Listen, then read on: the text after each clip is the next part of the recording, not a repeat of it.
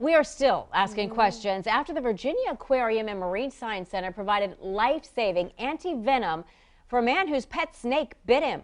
Yeah, officials say he had an African pit viper, one of the deadliest snakes in the world. He is recovering at VCU Hospital in Richmond.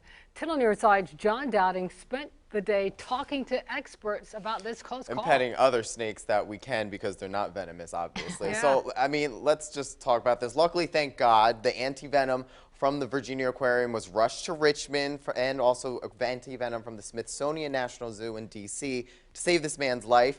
But it's an important lesson for anyone with exotic pets. Even though that species of snake isn't native to Virginia, there are some venomous snakes slithering around your backyard that could be a risk for you or your family. It's essentially a freak accident.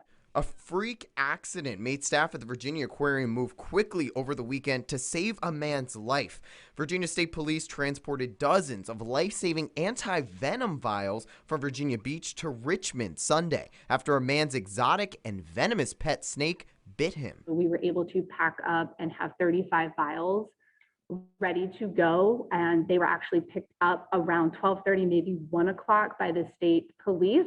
And then the state police actually had it rushed up to Richmond. Before you freak out, don't worry. This snake is not native to Virginia, but there are 3 native venomous snakes. Best thing to do if you see any snake in the wild is to just avoid them. The majority of the snakes that you find, especially in your backyard or in your crawl space or wherever, even sometimes make their way into people's garages, are completely harmless. Experts at the Virginia Living Museum say biting is a last resort for snakes. They typically avoid people. If you do get bit, just go straight to the hospital. They have most anti-venoms for local snakes found here. None of the old wives' tales apply, so don't try to suck the venom out, don't cut it open, don't put a tourniquet on it, especially don't put a tourniquet on it, because basically what you're doing is isolating that toxin. Exotic pets are allowed in the Commonwealth, but you need a special permit to have it. Make sure you know what you're getting into before bringing a non-native animal home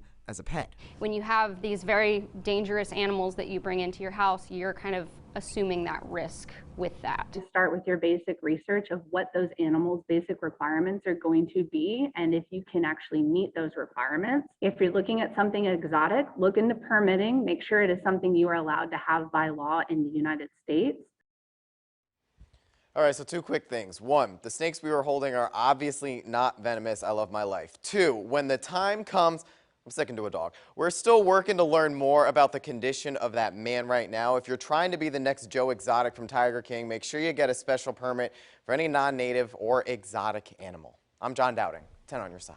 All good.